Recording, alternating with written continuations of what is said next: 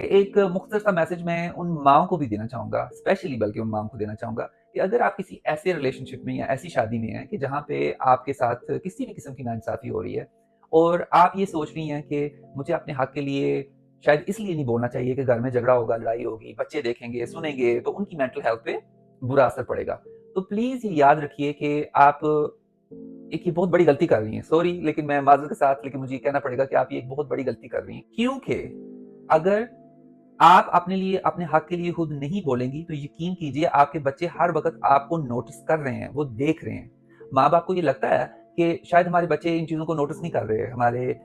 चूँकि हम इनके सामने लड़ते नहीं हैं या हम इनके सामने कोई ऐसा इश्यू क्रिएट नहीं करते, तो शायद ये बच्चे समझते हैं कि हम बहुत खुश हैं। नहीं,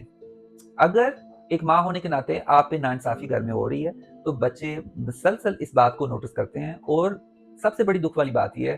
कि कल को फिर जब आपके बच्चे बड़े होंगे, वो इस माशरे का हिस्सा बनेंगे, तो वो आप ही की ही मिसाल को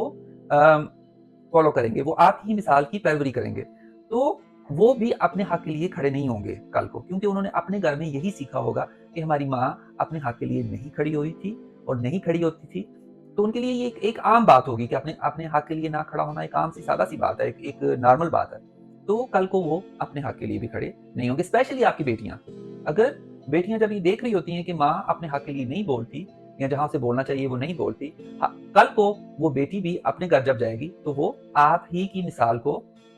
फ़ॉलो करेगी। तो प्लीज़ इस बात पे सोचिएगा और इसके अलावा ऑफ कोर्स अगर आप किसी भी जिन्स से ताल्लुक़ रखते हैं या किसी भी हवाले से अगर आपकी ज़िंदगी में आपको लगता है कि मुझे अपने हक़ के लिए बोलना चाहिए और मुझे अपने हक़ के लिए खड़े होना चाहिए, लेकिन आप इस बात से थोड़े खौफ़ज़दा हो जाते हैं कि शायद इसके जो नताइज होंगे वो अच्छे नहीं होंगे या शायद मेरे में ही कोई कमी है, शायद मैं कुछ ज़रूरत से ज़्यादा सोच रहा हूँ या ज़्यादा सोच रही हूँ या मैं ज़्यादा सेंसिटिव हूँ, मुझे इन बातों पे नहीं सोचना चाहिए। तो इन चीज़ों को साइड पे रख के अपने हक़ के लिए बात करना शुरू करें। अच्छे मिज़ाज के साथ, अच्छी आवाज़ के साथ, अच्छे पॉइंट ऑफ व्यू के साथ शुरुआत करें। जैसे मैंने पहले भी बोला कि आपको कोई जंग शुरू करने की ज़रूरत नहीं है, लेकिन अपने लिए स्टैंड लेना शुरू करें। तो इसी पैगाम के साथ आपके लिए बहुत सारी नेक ख़्वाहिशात और अपना बहुत सारा ख़्याल रखिएगा।